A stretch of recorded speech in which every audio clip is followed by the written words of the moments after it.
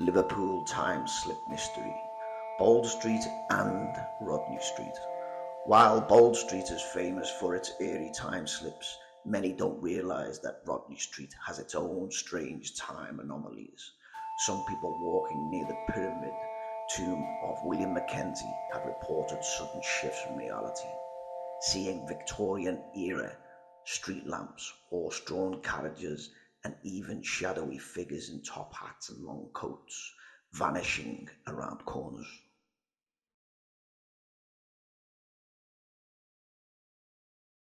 One chilling account comes from a student in the early 2000s as he walked past Mackenzie's pyramid at dusk. The city went silent, the modern cars and buildings blared, replaced by a gaslit street from the 1800s. A group of men, old-fashioned attire, whispered near a tomb, glancing at him as if he were the ghost. Panicking, he turned away, only to find himself back in the present day, Liverpool, heart pounding, but with mud on his shoes that didn't match the pavement he had been standing on. Could Rodney Street's infamous pyramid be a gateway through time? Or is William McKenzie playing tricks from beyond the grave, warping reality itself? One thing is certain: if you walk alone on Rodney Street at night, you might just wake up in another century. Liverpool has had its fair share of ghosts, but none are as cursed as William McKenzie. His soul, they say, is trapped inside that sinister stone pyramid on Rodney Street, a desperate attempt to cheat the devil himself. But some curses can't be escaped, and tonight I bring you the story of two people who came face to face with the wrath of William McKenzie and the nightmare that shattered time itself. Liverpool, 2023. The dim glow of streetlights flickers as two friends, Mark and Sarah, both in their late 20s, walk toward the infamous Pyramid Tomb. Mark grinned nervously. "Come on, Sarah, it's just a legend. Nobody's ever seen Mackenzie's ghost for real, have they?" Sarah, rolling her eyes but clutching her coat tighter. That's what they all say before they just disappear. They reach the pyramid. The air is thick, heavy, like something unseen is pressing down on them. Sarah, whispering uneasy. Why does this feel wrong? A sudden gust of wind rushes past, unnaturally cold. A whisper just on the edge of hearing sends a shiver down their spines.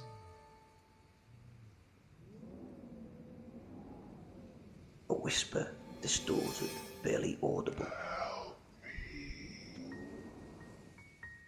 Mark pulls his phone out, aiming the flashlight at the pyramid. The light flickers, the air crackles with static.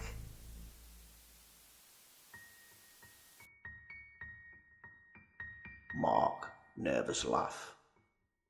Damn thing's acting up. Don't know what's up with it. Then silence. No wind, no traffic. The city around them seems to stop. Sarah turns to Mark, eyes wide in terror. His face is pale, his pupils dilated. Mark, whispering, frozen in fear. Sarah, look. The pyramid is changing. The bricks shimmer, shifting like water, revealing something underneath.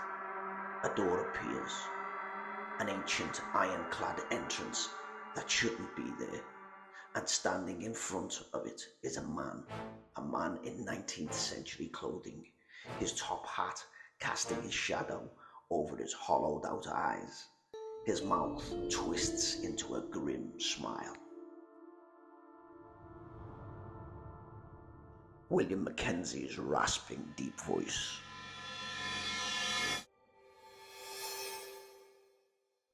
You should not have Before they could move, the ground beneath them vanishes.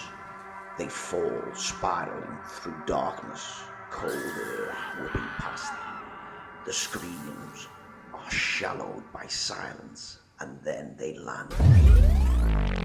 Liverpool, but not as they know it. Gas lamps flicker, horse-drawn carriages clatter on cobbled streets. The smell of soot and damp wood fills the air. Sarah, panicked, clutching Mark's arm.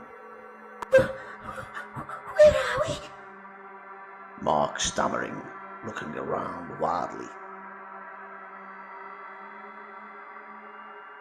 Are they?